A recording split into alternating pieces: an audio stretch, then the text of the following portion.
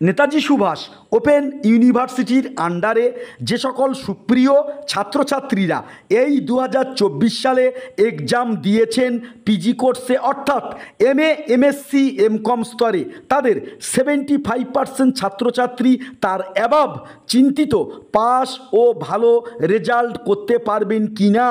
কারণ অনেক ছাত্রছাত্রী অ্যাসাইনমেন্টে ভালো পরীক্ষা দিলেও এক্সাম কিন্তু ভালো দিতে পারেননি, আবার অনেকে ভালো এক্সাম দিলেও অ্যাসাইনমেন্টে ঠিকঠাক নাম্বার তুলতে পারবেন কি না এ নিয়ে সংশয়তার মধ্যে আছেন, কারণ তারা মিসগাইডেড হয়েছেন।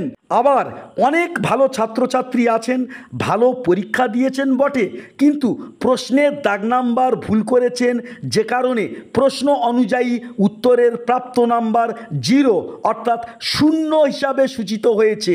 ঠিক এই জায়গায় থেকে সংখ্যাগরিষ্ঠ পিজি ছাত্রছাত্রীরা একটি বিষয় জিজ্ঞাসা করছেন, এক, অ্যাসাইনমেন্টে আমি এই নাম্বার পেয়েছি, তাহলে লিখিত পরীক্ষায় কত নাম্বার পেলে আমার পাশের জায়গায় অন্তত নমিনালভাবে সুনিশ্চিত।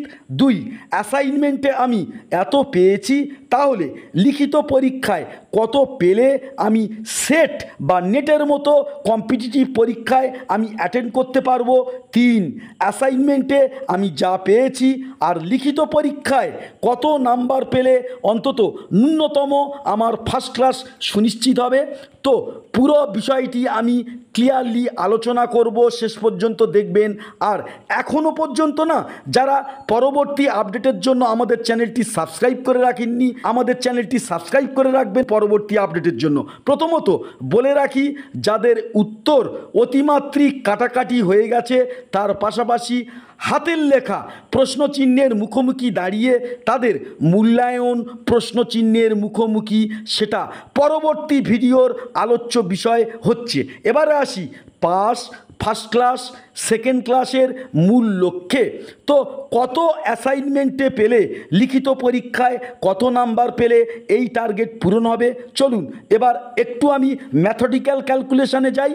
তো পিজি কোর্সের ছাত্রছাত্রীদের লিখিত পরীক্ষা প্রতিটি পেপারে 100 মার্কের হয় আর অ্যাসাইনমেন্ট 100 মার্কের হয়।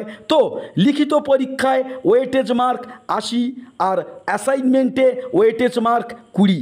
এবারে ধরা যাক কোনো পিজি ছাত্র 100 মার্কের অ্যাসাইনমেন্টে পেল 80, 1 মার্কের অ্যাসাইনমেন্টে পেল 80 100, 20 মার্কের অ্যাসাইনমেন্টে পেল 80 × 20 ডিভাইডেড বাই 100, কাটাকাটি করে দাঁড়ালো 16।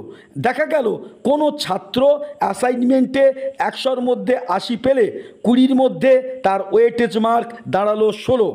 এবারে ওই ছাত্রটি লিখে 100-র মধ্যে পেল 40, 1-এর মধ্যে পেল 40-এর 100, 80 মার্কের মধ্যে পেল 40 × 80 ডিভাইডেড বাই 100, কাটাকাটি করে দাঁড়ালো 32।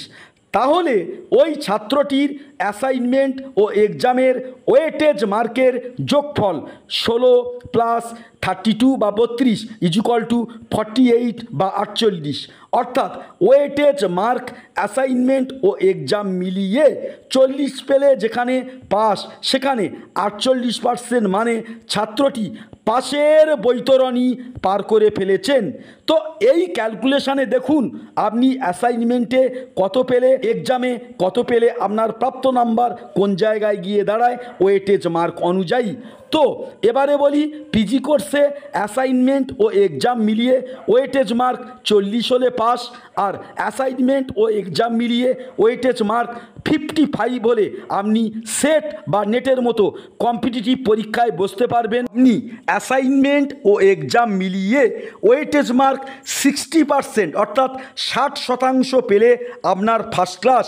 আপনাদেরকে জানিয়ে রাখি, আপনি অ্যাসাইনমেন্টে কত পেয়েছেন সেটা জলের মতো পরিষ্কার হয়ে গেছে, কারণ অ্যাসাইনমেন্টের রেজাল্ট আপনি কিন্তু জানতে পেরেছেন। এবারে লিখিত পরীক্ষায় কত পেলে আপনি কত নাম্বার পেতে পারেন, এ ধরনের কোনো প্রশ্নচিহ্ন থাকলে অবশ্যই করে এই ভিডিওর কমেন্ট বক্সে কমেন্ট করে জানাবেন, কারণ কমেন্ট বক্সটা উন্মুক্ত রইল আপনাদের জন্য। নমস্কার।